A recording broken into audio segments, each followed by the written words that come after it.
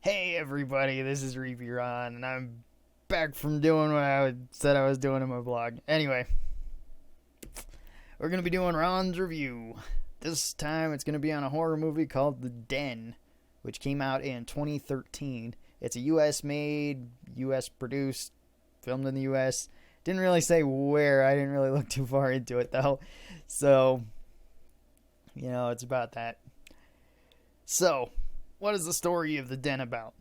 Well, it's about this kind of like a journalist who's taking to campsites that are open to the public, similar to like chat roulette or something like that, where you can, or I guess Omegle would be a better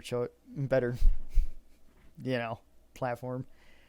But it's where just talking to people, getting their input, writing things down, recording it all, and then putting it up there until one day she comes across a murder where a woman has her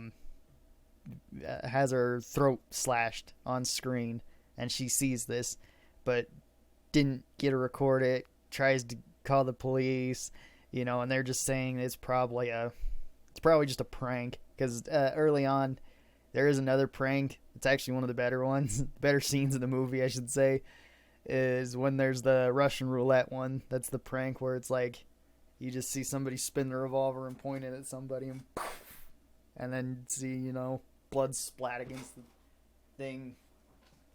Then the person gets up and starts laughing. So, that one was cool. You also get to see like the perverts who troll the thing too. So it made it feel kind of realistic in that way, where it wasn't just, oh, I got to talk to this person, I got to talk to this person. It's like most people are, some people on there are just weird. Most people are cool, but, it happens that way. So the only name of one of the actors, I looked at the director and I couldn't really see anything else that he had directed. He directed like 2 other movies, but I didn't recognize them. Same with any of the other actors I looked up. I didn't really recognize what they had been in. But the main girl in it, who is, and sorry if I screw up this name, I think it's Melanie Papalea, something like that. She had done other horror movies similar to this one. She had done Smiley, and I think Extraterrestrial was the other one that I saw that I kind of recognized. I didn't recognize the other ones. So she had done a couple other horror movies, and she's the main character of this. Anyway, let's get to the Parental Guide. The Parental Guide, for those of you who don't know, is based off the IMDb Parental Guide, which includes sex and nudity, violence and gore, profanity, sorry, I should put my fingers up here, alcohol and drug use, and frightening and intense scenes. Sorry if I keep looking down because I wrote it down right there, just so I'd know. They can score 1 through 10 on any of these, 1 being the lowest, 10 being the highest, meaning it has the most of that. Doesn't actually affect its overall score. That'll be at the end. So on sex and nudity, I'm going to say that this one's an 8 out of 10. There is male and female nudity, which is kind of expected from a horror movie.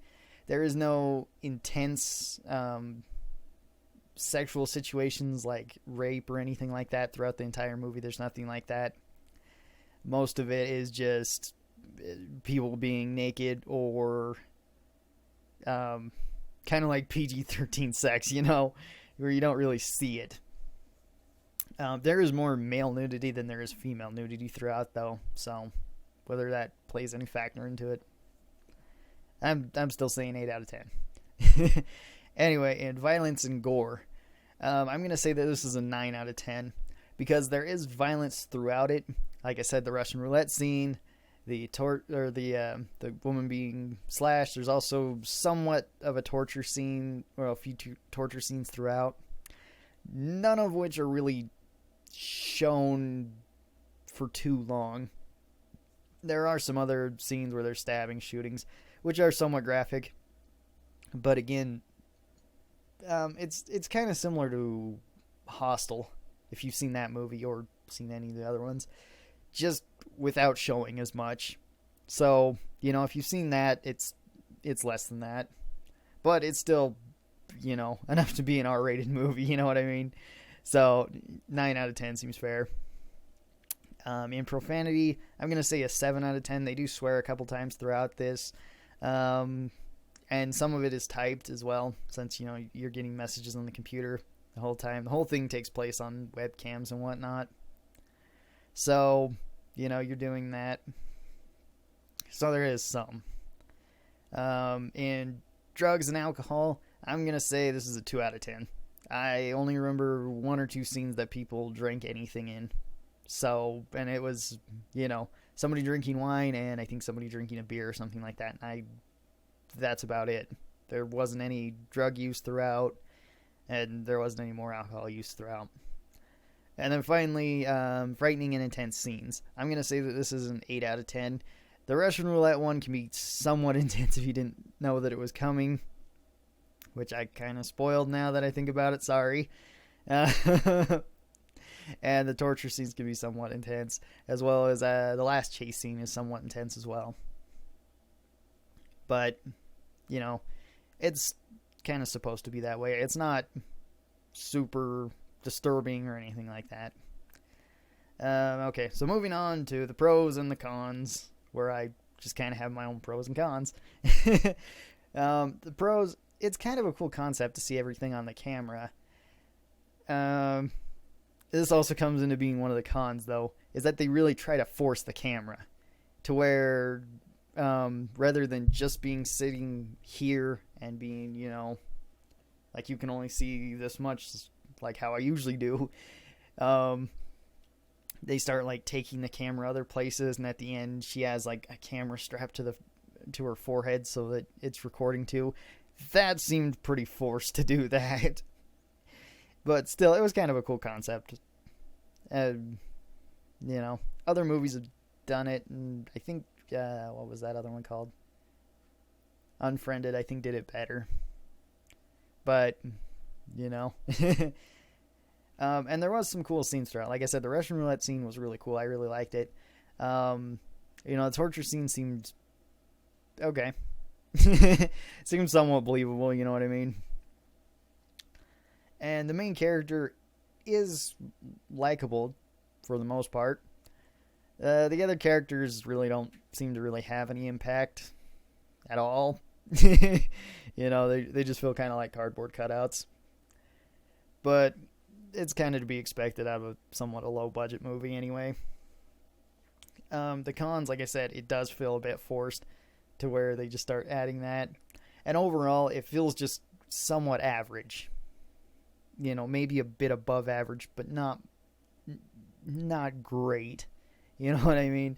Like, I'll sit down and watch it, and, I'd probably keep it on if I saw it on TV or something like that. If there wasn't anything else on, and just be like, okay, yeah. And again, nothing really stood out besides the concept of the camera thing. But like I said, Unfriended, I think, did it a little bit better. That being said, I don't think that Unfriended is a superior movie to it, which I don't plan on doing that one later on. But now for my overall whole dealio for the rating. I would give this movie a 6 out of 10. It's good, not great. If you like horror movies, you're going to like it. If you don't like horror movies, Anyway, that was my thoughts on The Den. If you guys have any thoughts on it, or if you would like to put your own ratings down in the comments, that'd be cool. I like reading those. And, tell me what you thought. If it was a great movie, if you thought it was a bad movie, if you thought it was just kind of average. So, yeah. Hope you guys enjoyed this. If you guys have been having a good day, keep on having a good day. If you guys have been having a bad day, I hope this video made your day just a little bit better. I hope to see all of you guys next time. Until then, stay cool and bye.